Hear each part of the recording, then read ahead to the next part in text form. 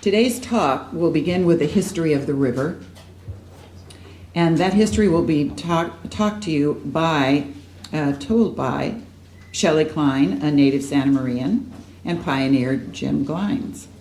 Those are the presenters. Shelley is a retired teacher from Santa Maria High School. Jim Glines needs no introduction to locals, but in case some of you are newcomers, this man is a pioneer and much beloved nonprofit and agriculture auctioneer. He hails from the Cuyama area, I am told, but I've also heard that he lived in the Carriage District while growing up. So I'm not sure if that's accurate, but I think it might be. He's nodding that it is.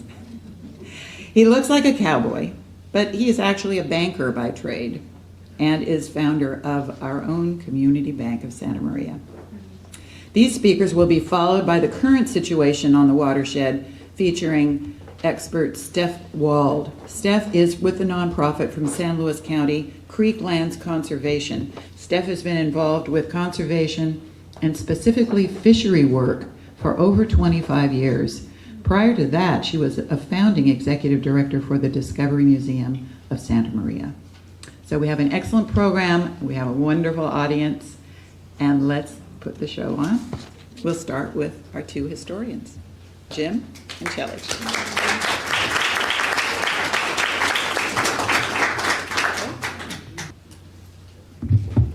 Well, good morning.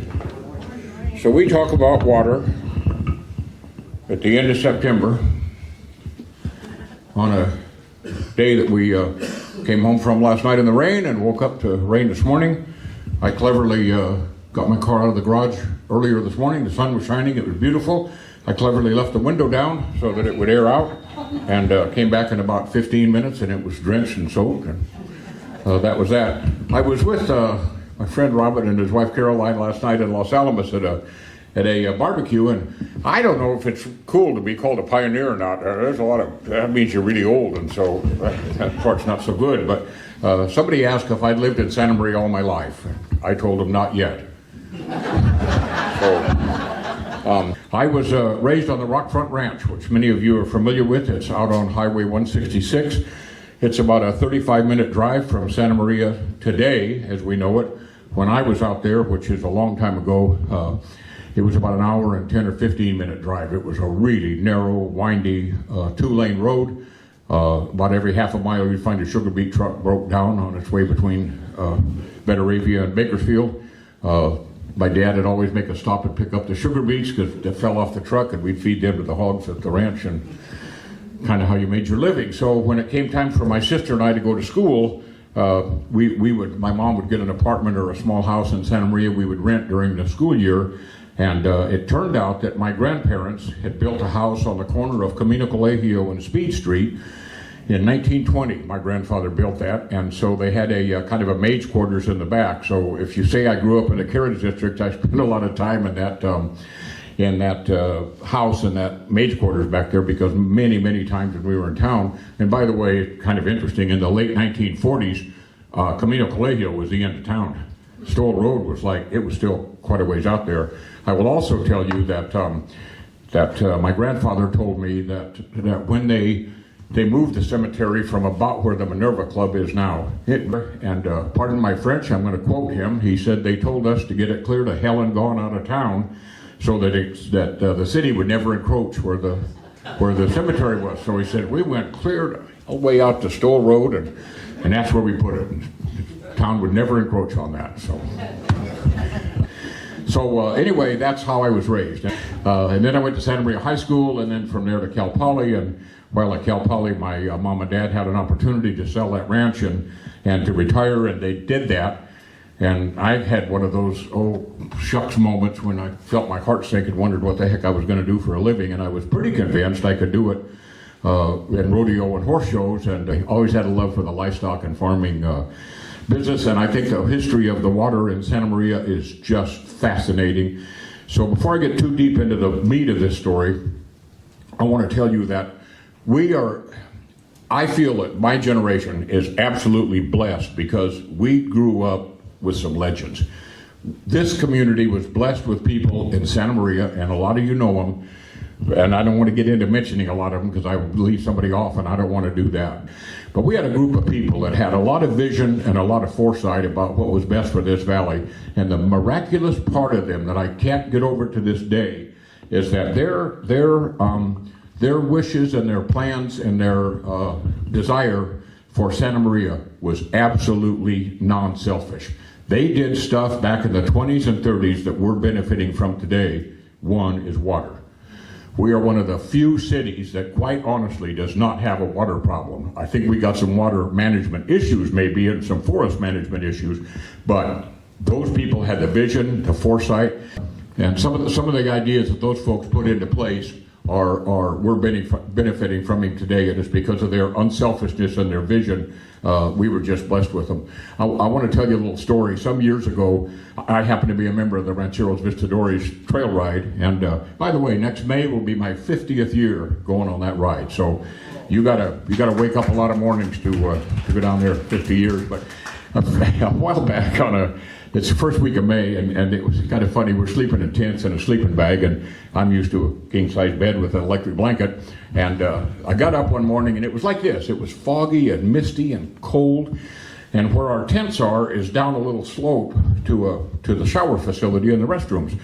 So I'm just a picture of sex appeal. I got a pair of shorts on and a towel around my neck and a shaving kit. And there's a lot of dry grass there, so I'm really picking my way along because I'm scared to death of falling on that slippery stuff. And, oh, by the way, you run into a snake every now and then that's got buzzers on the end of his tail we don't like. So anyway, I'm kind of picking my way down through there, and I look up, and here comes my friend Bill King from Los Alamos. And God bless Bill King and that family. We could spend the whole day talking about their history, the Spanish ranch and all that. But Bill King comes around a tree, and I'll be darned, he's doing the same thing I am. He's just picking along and trying not to fall and trying to get out of the shower. And I looked up at him and I said, you know, it's hell to get old, isn't it? And he looked at me and he said, yeah, but we grew up with the legends. And I want to tell you something. That impacted me to this day. I tell you that story. I've done several eulogies, sadly, over the years, and I've told that a lot. We grew up with the legends. And so I just want to tell you, those of you maybe a little bit newer to Santa Maria, we've got a heritage that we should all be enormously proud of. And this book, if you're old enough, you got this set. This is our valley with a hardcover and not the soft cover you see today, but it's the same book, and it's cool, and it's got a lot of really good history in it.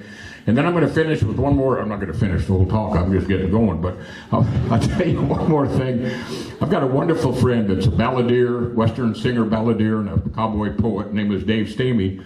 And Dave and I talk a lot, and Bill King would talk a lot about the early days and our ancestors and this land. And I said, you know, what troubles me is we've all passed these stories down from generation to generation. And I said, I don't know how we know if they're true or not. I mean, by the time they get told by your great-grandfather to somebody to somebody to somebody to us, how much have they really changed?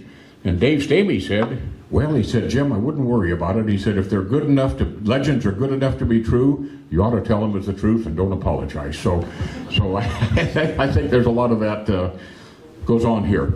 But you know that Santa Maria, if you could only imagine what this place was like, and I'm going to just pick a year and say 1850, and that's been a while ago, but if you could imagine what this place was like, there was no grass, there was no farming, there was very little trees, it was arid, the wind blew, we had grasshopper infestations, we had wild animals that were kind of running the place, we had some really historical, kind of famous or infamous outlaws that dwelled through here, but this was a pretty primitive country back then. And when those first settlers came here and they wrote to us about the winds and the storms and the famine and the dust, we had, can't remember exactly when, but I'm looking at Robin, you weren't here either, but someplace 1860 or 70, we had a drought that killed like 90% of all the cattle that were here. And well, we really had some tough times, and you know, I believe a lot of that is what led to the toughness of the generation that preceded us that I talk about with such respect and such honor. But you had to be tough to live in Santa Maria back in those days. And my great-grandfather was named Cassius Henry Glines, but Cassius came to Santa Maria, and probably he was born in 1850, and we think he came here sometime in about 1870 maybe, and took up farming out in what we know as Orcutt now. He was a school teacher, he was active in his church. I understand a really good, popular man. He passed away in 1928, so I doubt that anybody here ever heard of him or knew him. But interesting thing about him, is that he was what they call a dowser. And I'm told he never did like to be, he'd like to be called a dowser, not a witch. But with a willow stick, a green willow stick, I'm told that he could walk out through the land, and if he walked over water, the stick would point down. And I'm also told some people have that ability, some don't. It's a very rare minority that does have it. I will tell you, I could walk for 4 days with a willow stick and it wouldn't do anything except make my hands sore, but he had this great ability to find water. And he was then enlisted by the city of Santa Maria, enlisted by the county. A good deal of his later life he spent locating water wells, and some of them are still in existence in the Orchid area today. We still drill from some of the wells he discovered. In about 1918 or 19, there was a company in San Francisco called Visalia, and they made some of the best and finest bits for horses and spurs that were made in the country. They were well known for their bits. They're tremendously strong collectible items today. Many of them have great value. And at any rate, the city of Santa Maria went to my uncle, and or my great-grandfather, and they said to him, we've located so many wells for us, nobody's ever paid you, nobody's ever done anything for you, and we want to pay you for doing that. And he told the city that that was a God-given talent, that God gave him that gift, he was very spiritual, and that it wouldn't be right to charge for it. And by the way, I'm going to fast forward a minute. His son, John Thomas, my grandfather, was on the Rockfront Ranch. They moved there in about 1900. The Rockfront Ranch, among many other things, is known for the honey it produces, and they have great sagebrush up there, and it's so remote, it's not subject to pesticides or any of the stuff that we worry about in some of our crops today. That honey has always been a big value, and the people that have that ranch today, by the way, are wonderful people, but you'll find Rockfront Ranch honey at Albertsons and some of the stores around here. Well, my grandfather was not a beekeeper, but he would allow, there was a beekeeper whose name was Sin, S-I-N-N, from the San Joaquin Valley, Visalia area. He would come over and put out beehives every single year on the rock front, and my grandfather would never take a nickel from him because he said that sage belonged to God. It wasn't anything he had anything to do with. It wouldn't be right to take money.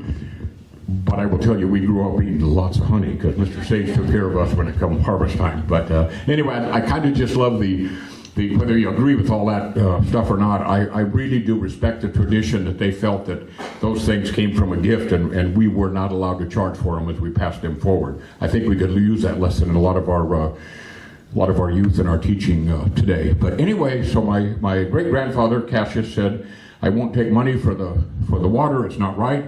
So they gave him, the city did, a pair of silver-mounted spurs from this Visalia saddlery in San Francisco. And these are those exact spurs right here in my hand. Thank God we've been able to save these in our family for over 100 years. And we have a wonderful granddaughter, some of you know, her name is Taylor.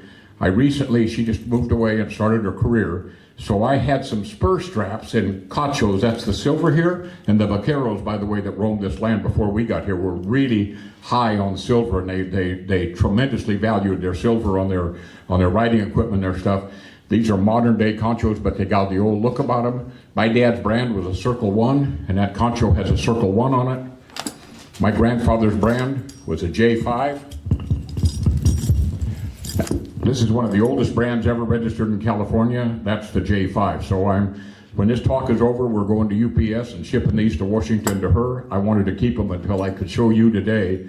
And I'll just tell you, these are kind of an old vaquero type spur. They got the big rowel on them. There's some inlaid silver in them. Remember, they're 110 or 15 years old.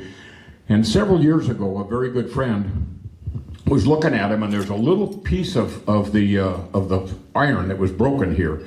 And he said, I'm going to a show in San Jose. He said, I would like to take them up there. There's a tremendous bit and spur maker from that day, back in the early 1900s. He said, I can have him fix that. And to be honest, I was really concerned because I didn't want him to do anything that would mess him up or make him look more modern.